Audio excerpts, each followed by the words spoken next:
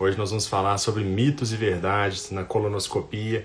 Nós vamos ter um convidado que é o Dr. Rodrigo Paiva, que é um colega da coloproctologia aqui de Minas Gerais, da Sociedade Mineira de Coloproctologia e também da Sociedade Brasileira de Coloproctologia.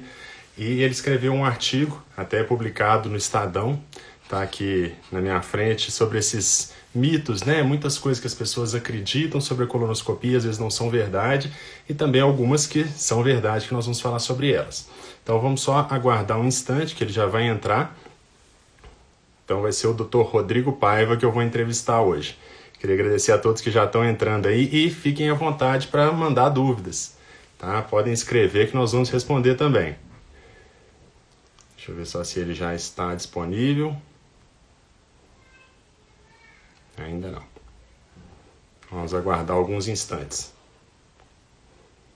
Boa noite, doutora Ju Apolinário. Fique à vontade para participar também, viu?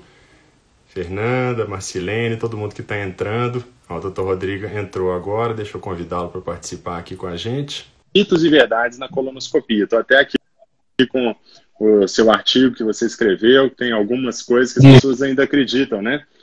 E eu já vou começar fazendo o papel de advogado do diabo, Rodrigo, que é o seguinte, né? Quando a gente fala que a pessoa tem que fazer uma colonoscopia, né? A pessoa já fala assim, ai, meu Deus do céu, o que é isso? Não é possível. Por que a colonoscopia tem essa fama tão ruim, né? De que é um exame que incomoda, que é um exame que dói. De onde será que isso surgiu? Na verdade, eu acho que muito disso vem talvez dos primeiros exames que eram feitos aí, principalmente com um preparo muito prolongado, né, um período de preparo muito longo, muitas vezes sem uma sedação adequada, né? Então, hoje a gente, na maioria dos grandes serviços, a gente faz um procedimento com assistência do médico anestesista, né? Então, isso aí facilitou demais para a gente a realização do exame. E para o paciente também é um conforto super importante, né? Então, assim, o preparo, isso é uma outra questão que pode abordar, que a gente vai precisar preparar 3 dias, 4 dias. Hoje a gente sabe que a maioria dos pacientes preparam apenas no dia anterior ao procedimento, né? E é feito com sedação e com assistência do anestesista, né? Então, isso facilitou muito. Aí, né, Rodrigo?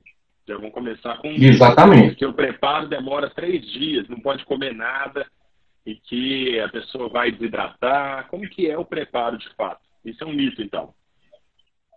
Exatamente. Então, assim, hoje a maioria dos pacientes, claro que isso é individualizado, né? Mas a maioria dos pacientes a gente consegue preparar. Por exemplo, o paciente vai fazer o exame na sexta-feira, ele vai preparar, começa no café da manhã da quinta-feira, com uma restrição de dieta, né? Não é laxante que ele vai usar no café da manhã, mas já é uma dieta um pouco modificada. Então, a gente costuma falar, por exemplo, o paciente vai fazer o exame na sexta-feira. Se ele tem uma atividade de trabalho durante o dia, na quinta-feira, no dia anterior, esse paciente ele consegue trabalhar no dia anterior ao procedimento, né? Assim, na sexta, no dia do exame, não tem jeito, ele vai tomar um sedativo e não tem jeito. Mas então a gente considera, por exemplo, a questão do absenteísmo do trabalho, né? Um dia, é o dia do procedimento, né? Não mais que isso, né? E o que a pessoa deve esperar do preparo, Rodrigo? Como que é essa questão da diarreia? Porque, assim, de fato, precisa de um preparo, né? O intestino, ele vai ter uma quantidade de fezes ali durante o dia a dia, que se a gente tentar fazer o exame sem preparo, não vai dar certo, né? Então, como que é, de fato, essa diarreia, essa limpeza do cólon? A diarreia, ela vai existir, né? Assim, e tem que existir, isso é fato. Agora, também, aí talvez tenha uma outra questão do mito aí, né, que o período de jejum era um período muito prolongado, então é um sofrimento muito grande. Você fazer uma restrição dietética, tomar laxante, ter diarreia e não poder repor isso de alguma forma, né? Então, hoje, a gente tem um período crítico, vamos dizer assim, do procedimento, que é na sequência do laxante, normalmente é em torno de 6 horas antes do horário do procedimento, mas a ingestão de líquido hoje, ela é permitida até muito próximo do procedimento, né? Então, dependendo de de cada serviço, né, com algumas particularidades, mas em torno de 3 horas, às vezes até 2 horas antes do procedimento, você pode ingerir água, né, tomar água, por exemplo, né, pequenas quantidades. Então, isso facilitou muito, na verdade, propiciou um conforto muito grande para o paciente para fazer o procedimento, né? Uhum. E um dos grandes mitos também é de que o exame dói, né, Rodrigo? Uma coisa que você falou aí, que tem um anestesista acompanhando, né? Como que é essa questão da dor? E tem uma questão que eu acho que assusta muito as pessoas, é assim, e se eu acordar durante o exame? Né? Sim. Tem que ser uma sedação profunda? Até é uma pergunta, né? Na verdade, assim... Vou te pedir só um favor, Rodrigo, abaixa um pouquinho a sua câmera, que você está bem na beiradinha da tela. Isso, que aí fica melhor para as pessoas te enxergarem. Beleza. Na verdade, a gente,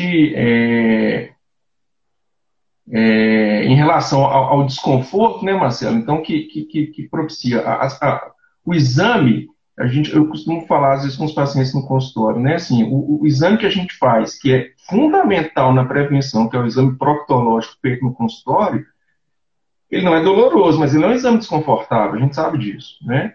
E a colonoscopia, ela incomoda muito menos do que esse procedimento que a gente faz muitas vezes no consultório, né? Exatamente pela ajuda do médico anestesista.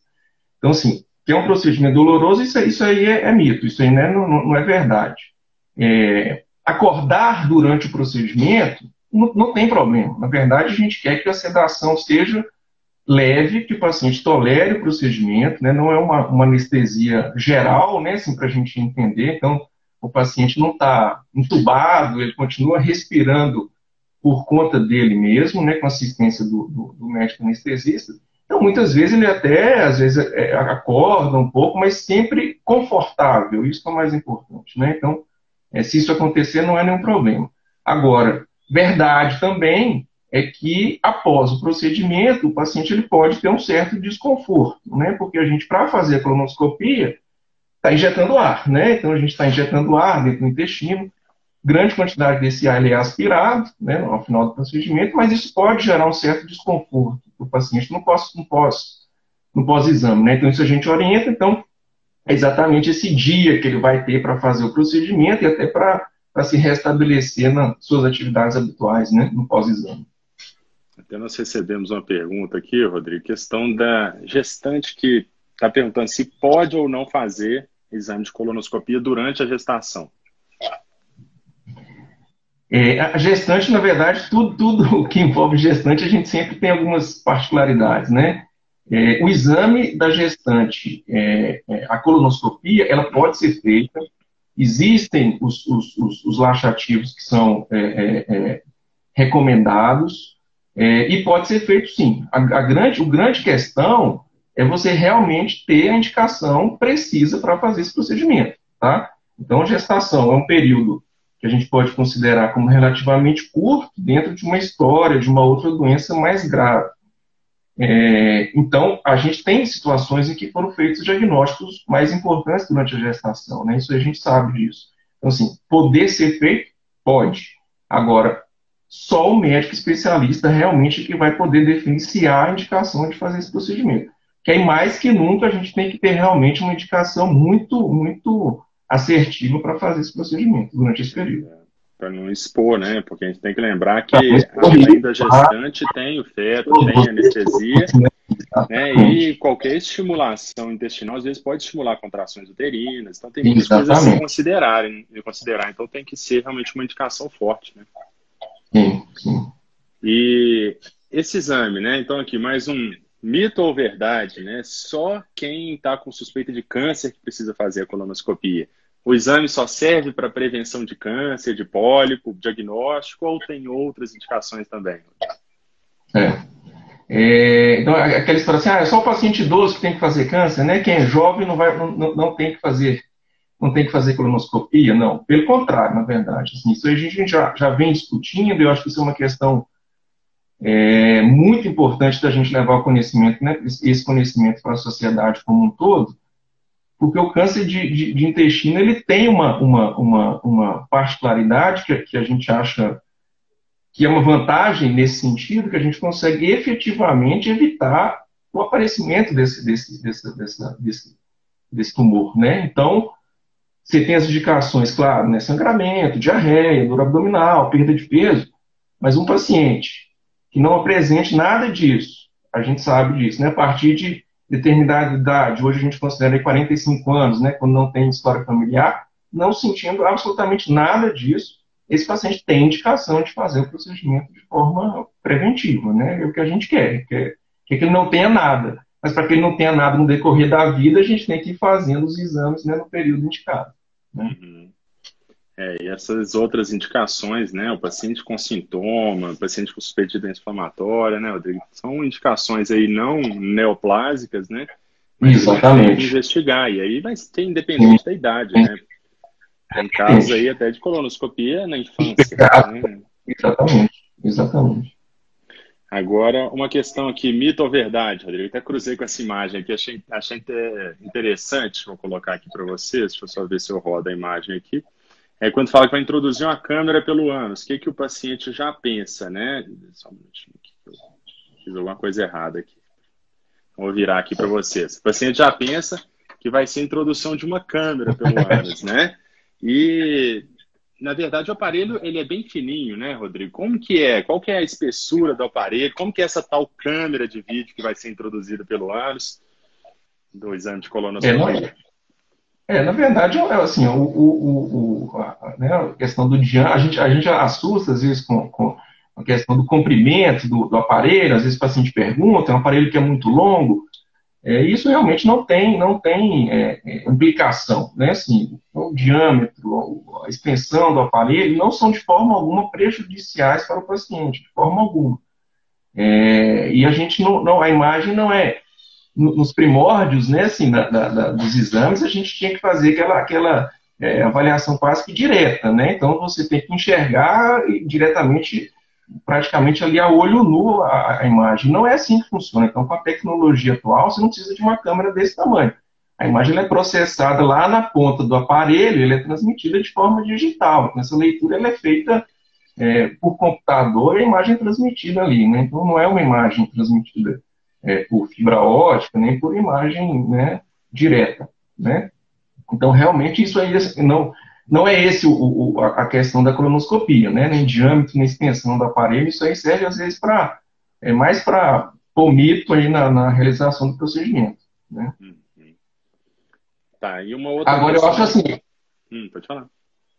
Não, é só porque isso é mito, né? Agora, sim, mas uma verdade que a gente tem que colocar que não é um exame realmente simples, né? É um exame que é invasivo. A gente está com o aparelho no interior do intestino e isso tem alguns riscos, né? Assim, a gente tem risco de sangramento, o aparelho pode encostar na parede do intestino, pode ter sangramento, a gente tem risco de perfuração do intestino, né? Isso é fato, isso é verdade, né? Pois é, então claro, aí próxima questão do mito ou verdade é um exame perigoso? A gente ouve isso muito dos pacientes, né? Fala assim, eu estou te indicando uma colonoscopia. Fala, nossa, doutor, mas esse exame não é muito perigoso, não? Qual que é o perigo do exame, Rodrigo? Para a gente falar que é perigoso, a gente precisa saber qual que é o benefício que a gente está tendo na realização desse procedimento, né? Assim, então, se a gente não tem indicação, não tem motivo para fazer o procedimento e vai ser submetido ao exame, seja ele colonoscopia ou qualquer outro, ele torna-se perigoso, independente de qualquer coisa. Baseado nisso que a gente vem conversando aí, dessa sintomatologia, sangramento, perda de peso, ou até mesmo de rastreamento, o índice de complicação do procedimento, ele é muito baixo, Então, assim, a gente tem uma complicação conforme essa que eu falei de sangramento ou de perfuração, então se é 1 a cada 3.000, às vezes 4.000 procedimentos de rastreamento para você ter uma complicação mais séria. E aí, o que é perigoso? Perigoso é você não ter benefício de um procedimento que tem um certo risco, né? O benefício da colonoscopia, ele é enorme, né, em relação à prevenção de câncer, além de esclarecimento diagnóstico, né? Então, se você pesa o benefício que você tem com esse exame e o risco de complicação, ele não é um exame perigoso. Ele tem risco, é fato. Perigoso ele não é. Entendi. Aquela questão, né, Rodrigo? O exame tem que ser bem indicado, né? Quando a gente faz mais do que ele é indicado, a gente está sujeitando a pessoa ao medo do risco, logicamente. Né? Exatamente. E aquela questão de que, doutor, tem que fazer colonoscopia todo ano. né? Existe indicação de fazer todo ano? Existe alguém que tem indicação de fazer com uma frequência maior, menor? Essa é uma outra questão também, deixa eu até separar aqui para a gente comentar também. Aquela história que tem gente que fala assim, quem procura acha, né? Assim, não vou procurar no que eu vou achar. E eu até brinco também com você tem que procurar, né? E a gente tem que achar, essa que é a intenção. E quando você acha, aí a gente vai basear de acordo com, né, com os guidelines que a gente tem, com as normativas, quando que você vai precisar repetir o exame. Então, de uma maneira geral, a gente tem pacientes que precisam repetir o exame em 6 meses, né, dependendo entre 3 e 6 meses, até um paciente que vai ter um intervalo de 10 anos para fazer o procedimento novamente, né?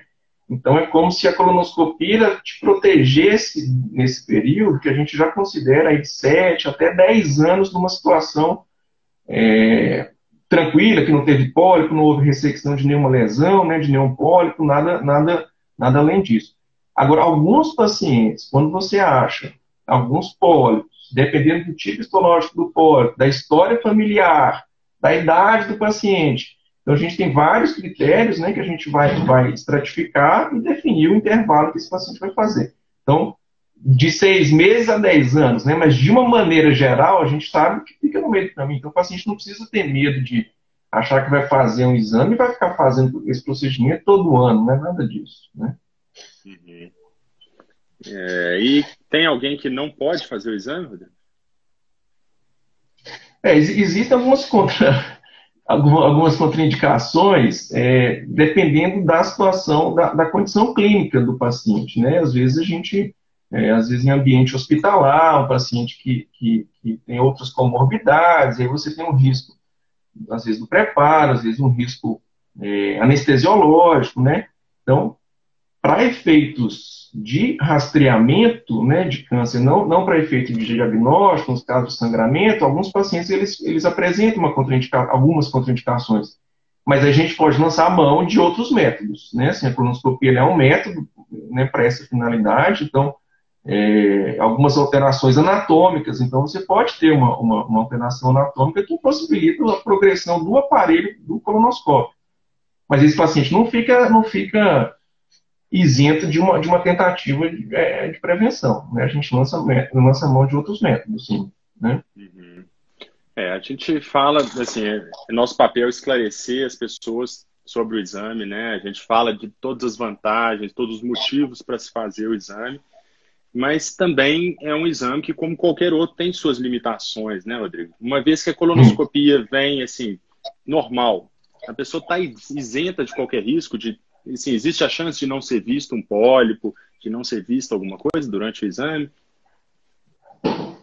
Isso é bem interessante, né, Marcelo? Porque a gente como né, todos os métodos diagnósticos, né, que a gente tem em medicina, a gente tem uma questão relacionada ao aparelho que a gente está utilizando, né, a qualidade desse aparelho, uma questão técnica do próprio examinador, né, quem está fazendo, da experiência do examinador, e algumas particularidades anatômicas do próprio paciente, né? Então, assim, a gente imagina, para o pessoal entender, assim, o que a gente está examinando, às vezes, é um campo de futebol, vamos dizer assim, se você pegar aquele intestino e abrindo, então, isso é muita coisa para você examinar.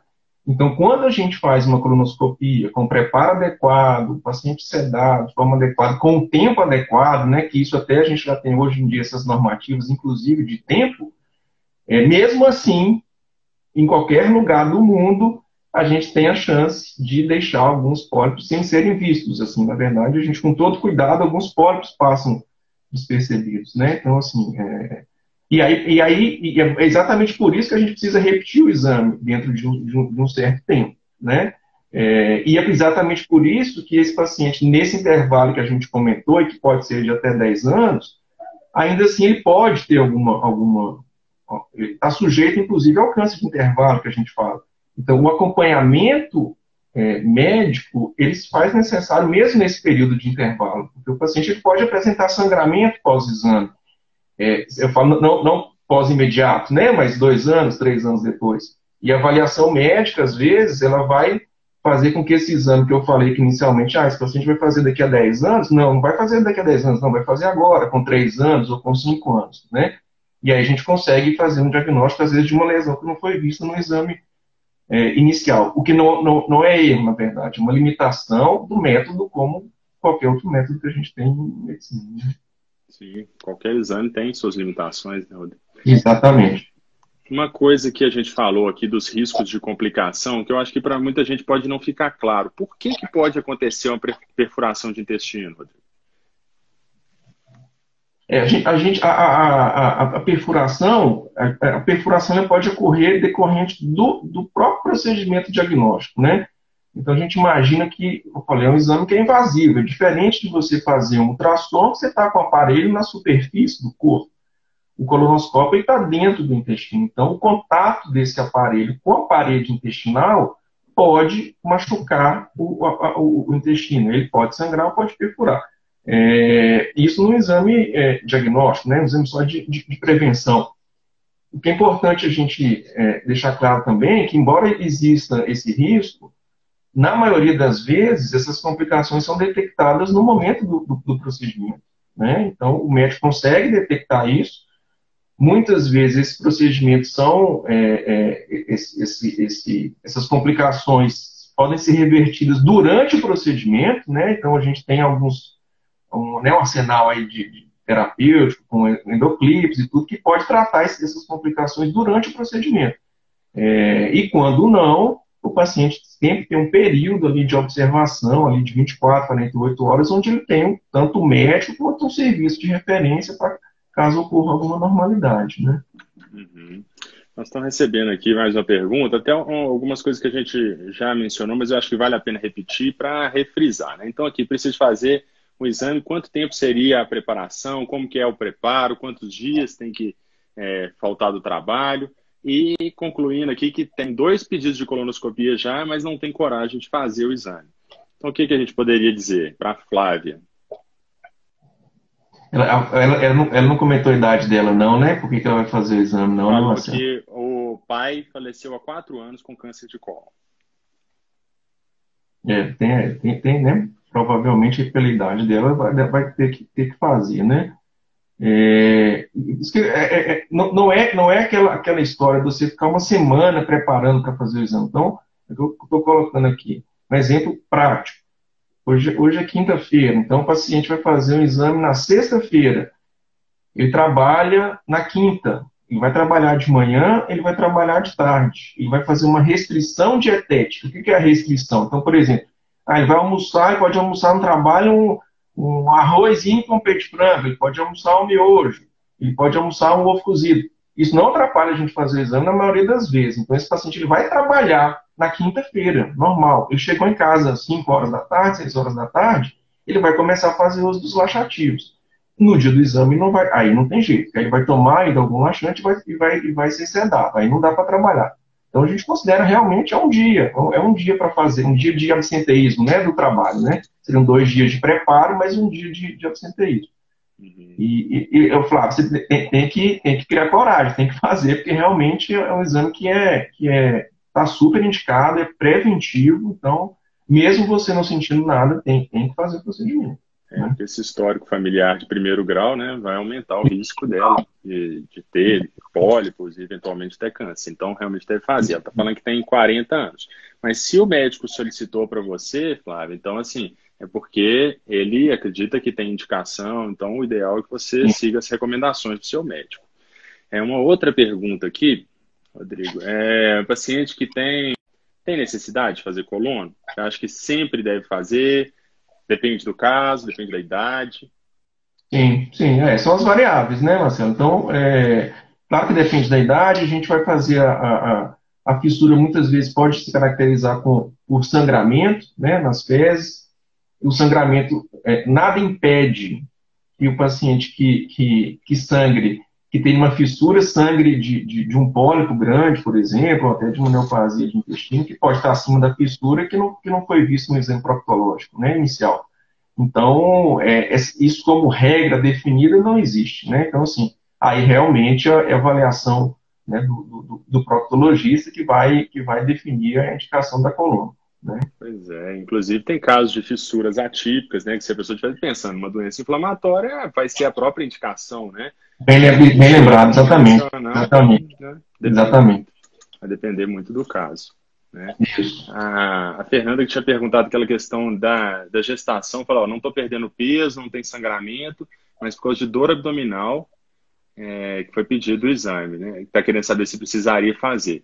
Fernanda, isso não dá para a gente dizer, né? Porque são vários fatores que têm que ser levados em consideração, né? Dor abdominal depende, pode ser ou não uma indicação para o exame, mas durante a gestação, sempre que possível, a gente vai esperar o término, né? Para não expor aquele risco que a gente mencionou. Rodrigo, tem mais algum tópico que você lembra, que você gostaria de falar? Algum mito ou verdade que você lembrou aí? Uma outra questão, talvez relacionada ao funcionamento do intestino, né, Marcelo? Algumas pessoas têm, talvez, receio de fazer e por aquele período de diarreia que vai ter, que é fundamental para a gente fazer o exame. Ah, meu intestino vai alterar e não vai voltar a ser o que era antes, né? Então, assim, isso também não existe, né? Embora o intestino realmente precise ficar muito limpo. Então, pode ter ainda um período, às vezes, isso é verdade, residual ainda de diarreia no pós-exame, né? Às vezes algum efeito residual do laxativo, mas algumas alterações que no máximo 24, 48 horas já estão restabelecidas, então o funcionamento intestinal ele se restabelece de forma exatamente igual ao que era antes do procedimento, né? Não existe essa alteração permanente por ter feito o procedimento, né? Talvez isso aí seja também um outro mito, né? Uhum. Teve um comentário aqui da Andréa Araújo, que eu achei interessante. Ela falou que aos 34 anos teve câncer de intestino. Tinha uma fissura anal e tinha sangramento, e não era por causa da fissura, e sim um câncer de reto, né? Exatamente. Isso é uma coisa que a gente tem que sempre frisar, né? Que sangramento anal, ele não é normal, ele tem que ser avaliado, né, Rodrigo? Nem sempre vai ser o caso de precisar de uma colonoscopia, mas você vê que nesse caso, uma fissura que poderia ser a causa do sangramento, talvez até fosse também, né? E a pessoa tinha um câncer. Então, sintomas, sangramento, gente, alteração do ritmo intestinal, dor abdominal, procura atendimento, tem que ver o que é, para saber se precisa ou não fazer algum exame extra. Isso. Você ia falar alguma coisa, Rodrigo? O que você... Não, acho que é isso mesmo. Agora, realmente assim, porque a gente lida muito, né, Marcelo, no consultório com doença hemorroidária, com fissura, né, fístula, e com pacientes jovens, né, e não são todos os pacientes que têm indicação de fazer colonoscopia. A gente não pode também, colonoscopia para todo mundo. Não é isso, né? Uhum. E isso é importante que os pacientes, né, que as pessoas entendam, porque às vezes, mesmo tratando de um hemorroide, de uma fissura, mas eu voltei a ter sangramento, mas você tem que voltar no seu médico, tem que avaliar de novo, né?